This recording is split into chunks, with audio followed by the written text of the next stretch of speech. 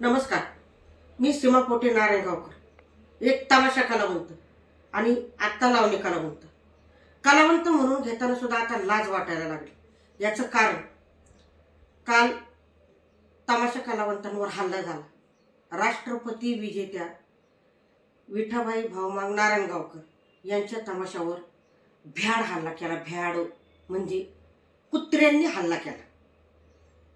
एक गोष्ट लक्षात ठेवा, तमाशा कलावंत हा पोटासाठी गावगाव फिरतो. त्यांनी आयुष्यभर कलाकार त्यांनी मला आता बोलायला सुद्धा सुरुवात केल्या मला त्रास होतोय की अशा हल्ले तुम्ही करता कलावंतांवरती का? आमचा काय दोष आहे? आम्ही तुमचं मनोरंजन करतो, आम्ही तुमच्या आयुष्यातली दुःख कमी करतो, आम्ही तुम्हाला हसवतो, आम्ही तुमचं मनोरंजन करतो म्हणून असे हल्ले होतात. पुरस्कार आम्हाला भेटतात, राष्ट्रपती पुरस्कार, पद्मभूषण पुरस्कार, लावणी सम्राटनी पुरस्कार, गायक सम्राट पुरस्कार, संगीत रत्न पुरस्कार व सम्राट पुरस्कार आम्हाला भेटतात. कशासाठी देता? कशासाठी आम्हाला पुरस्कार? असे हल्ले जर आमच्यावर होत असतील, अहो त्या पुरस्कार देण्यापेक्षा आम्हाला संरक्षण द्या. सरकार मायबाप तुम्हाला हात जोडून आमच्या हाताला घट्टे पडले. आता आम्हाला संरक्षण द्या. पुरस्काराच्या ऐवजी आम्हाला संरक्षण द्या.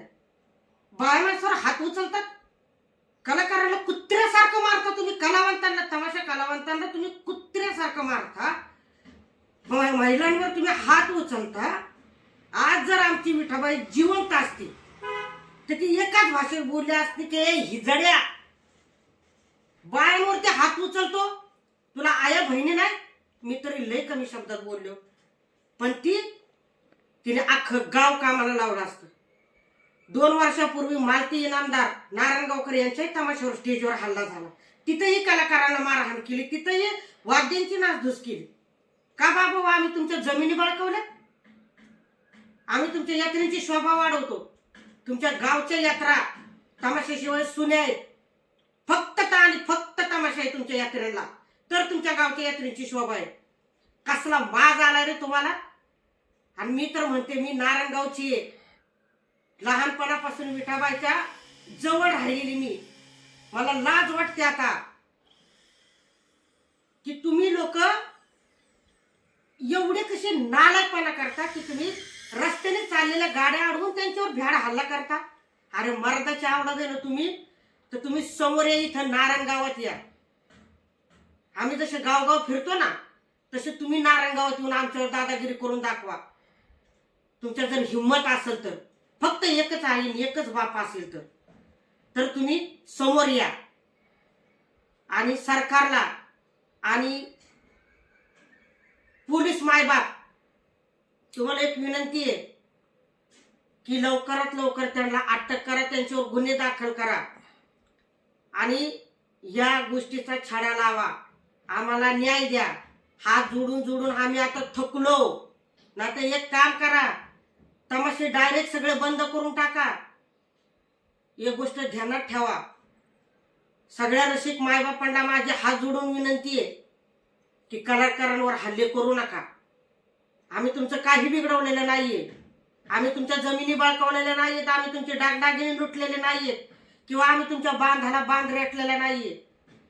किती मारले होते लेकरांना, त्या पोरीला मारलं, 2-3 बायांवर हल्ले केले, त्या पोराचं डोकं फोडलं, आणि संध्याकाळी ती लोक कार्यक्रमाला उभा राहणार आहे. एवढा नीचपणा तुमच्या अंगात झाले असेल काही बाचाबाची तर समक्ष येऊन शांततेने तुम्ही मिटवू शकत होता. दुपारी 2 वाजल्यापासून संध्याकाळपर्यंत सर्व तमाशा बिना अन्न पाण्याचा तिथं उभा होता, पण लवकर न्याय भेटला नाही. सांस्कृतिक मंत्री साहेब, जागे व्हा. अहो, पुरस्काराची शिफारसी करण्यापेक्षा आम्हाला संरक्षण द्या. तमाशा कलावंतांनी आतापर्यंत तुमच्या सगळ्या अख्ख्या महाराष्ट्राची यात्रा शोभा वाढवलेली आहे. जसा बैलगाडा तुमच्या यात्री शोभा वाढवतो, तसा तमाशा तुमच्या यात्रेची शोभा वाढवतो. तमाशा कलावंत फक्त त्याच्या परिस्थितीने मजबूर आहे, लाचार नाही. नुसते करतो आम्ही, देतो आम्ही, आश्वासनं देऊ नका हो. लय आतापर्यंत तुम्ही आश्वासनं दिली. मोठे मोठे महोत्सव भरवता, तमाशा महोत्सव भरवता. आम्हाला माहिती तिथं तमाशा कलावंताची तुम्ही काय हाल करता. अहो कधी कधी तुमच्या तमाशा महोत्सवामध्ये कलाकारांना लास्ट सुद्धा लवकर भेटत नाही.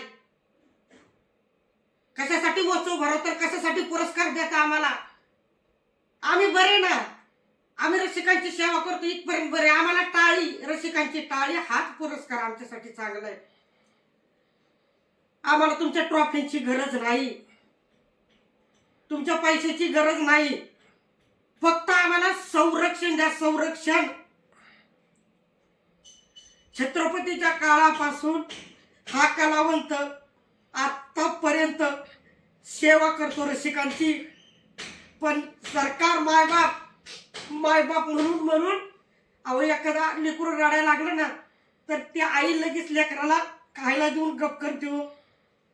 पण आम्ही तुम्हाला आईबाप म्हणतो, मायबाप म्हणतो, पण सरकार तुमचे डोळे उघडत नाहीत. तमाशा कलावंतांना टोल नाक्यावर त्रास, तमाशा कलावंतांना गावात गेल्यावरती त्रास, तमाशातल्या बायांना साधं यात्रेत फिरायची सुद्धा भीती, त्याच्यात सुद्धा त्यांची छेडछाडी करतात. कशासाठी पुरस्कार देता आम्हाला. नको आम्हाला तुमचे पुरस्कार. फक्त आणि फक्त आता तर हातच जोडणार नाही मी. फक्त आम्हाला संरक्षण द्या, आमचा अधिकार आहे. संविधानाने सुद्धा आम्हाला अधिकार दिलाय. माझी इटाबाई जर आता जिवंत असती तर अख्ख्या गावाला तिने कामाला लावलं असतं. एवढं लक्षात ठेवा. तमाशा कलावंत, मी परत सांगते, तमाशा कलावंत मजबूर आहे परिस्थितीने, पण लाचार नाही. मी एवढंच सांगू इच्छिते. रसिक मायबाप, तुम्हाला हात जोडते. तुमच्या घरी पण आई बाप आहेत, आया बहिणी आहेत, भाऊबंद आहेत. त्यांना जगवण्यासाठी तुम्ही शेती करता, व्यवसाय करता, सगळं करता. आमच्या घरी आई बाप आहेत, भाऊ बहीण आहेत, आमची लेकरं बाळ आहेत, नातवंड आहेत. त्यांना जगवण्यासाठी आम्ही गावगाव फिरतो. फक्त आम्ही तुमचं मनोरंजन करतो आणि कार्यक्रम चालू झाल्यावर तुमचं स्वागत करतो. कार्यक्रम संपल्यावर हे म्हणतो की रसिक मायबाप, आमच्याकडून काय चुकलं असेल तर आम्हाला माफ करा. हे बोलून आम्ही माफी मागून कार्यक्रम संपवतो. तसंच आता महाराष्ट्राच्या तमाम मायबाप रसिकांना माझी हात जोडून विनंती आहे की तमाशा कलावंतावर झालेल्या या भ्याड हल्ल्याबद्दल तुम्ही सुद्धा विचार करा. तुम्ही सुद्धा आवाज उठवा. तुम्ही आमच्या पाठीशी राहा. खरं तर तुम्हीच आमचे मायबाप आहे. आम्ही सेवा करतो म्हणूनच देवापेक्षा आम्ही जास्त तुम्हाला मानतो. तुमची एक टाळी आम्हाला राष्ट्रपतीच्या पुरस्कारापेक्षा चांगली, त्याच्यापेक्षा हे आम्हाला भारी. कोणताही पुरस्कार आम्हाला तमाशा कलावंतांना नकोय. फक्त आम्हाला संरक्षण द्या, हीच माझी विनंती. आणि एक गोष्ट ध्यानात ठेवा, परत जर असे भ्याड हल्ले झाले तर मी बी इठाबाईच्या हाताखाली काम केलेलं आहे. मी बी इठाबाईची शिष्य आहे.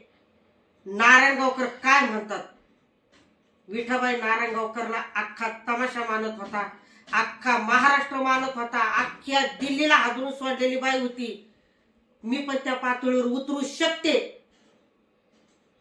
कारण तमाशा हा माझा श्वास आहे, श्वास. आणि त्याच्यावर असे भ्याड हल्ले झालेले मी सीमापोटे नारायणगावकर सहन करणार नाही. या गोष्टीचा जर न्याय नाही लागला तर सरकार दरबारी जाऊन तमाशा उभा केल्याशिवाय मी राहणार नाही. हीच माझी नम्र विनंती. सगळ्यांना हात जोडून पुन्हा एकदा माफी मागते. माझं काही चुकलं असेल तर मला माफ करा आणि पुन्हा असे हल्ले होऊ देऊ नका, हीच नम्र विनंती.